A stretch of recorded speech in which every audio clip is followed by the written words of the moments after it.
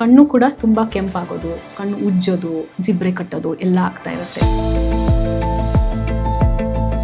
ನಮಸ್ತೆ, ನಾನು doctor Sinchana, Annapurna I hospital, Mysuru. ಮಕ್ಕಳಲ್ಲಿ ನಾವು ತುಂಬ ಕಾಮನ್ ಆಗಿ ನೋಡೋದು, ಅದು ಇವಾಗಿನ ಮಕ್ಕಳಲ್ಲಿ ಬೋರ್ಡ್ ಕಾಣಿಸ್ತಾ ಇಲ್ಲ. ಫಸ್ಟ್ ಪೇರೆಂಟ್ಸ್ ನಮ್ಗೆ ಬರೋದು, ನನ್ನ ಮಗಂಗೆ ನನ್ನ ಮಗಳಿಗೆ ಬೋರ್ಡ್ ಕಾಣಿಸ್ತಾ ಇಲ್ಲ ಅಂತ. ಅದೇ ಫಸ್ಟ್ ಪ್ರಾಬ್ಲಮ್ ಬರೋದು.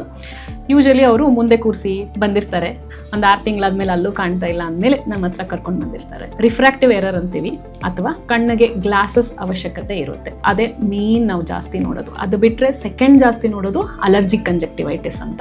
ಅಂದರೆ ಹೆಂಗೆ ಬಾಡಿಲಿ ಅಲರ್ಜಿ ಇರುತ್ತೆ, ಪದೇ ಪದೇ ಶೀತ ಕೆಮ್ಮು ಎಲ್ಲ ಆಗ್ತಿರುತ್ತೆ, ಅದೇ ಥರ ಕಣ್ಣು ಕೂಡ ತುಂಬ ಕೆಂಪಾಗೋದು, ಕಣ್ಣು ಉಜ್ಜೋದು, ಜಿಬ್ರೆ ಕಟ್ಟೋದು ಎಲ್ಲ ಆಗ್ತಾ ಇರುತ್ತೆ. ಸೀಸನ್ ಚೇಂಜ್ ಆದಾಗ ಕೆಲವು ಮಕ್ಕಳಿಗಾಗುತ್ತೆ, ವರ್ಷ ಪೂರ್ತಿ ಕೆಲವು ಮಕ್ಕಳಿಗಾಗುತ್ತೆ.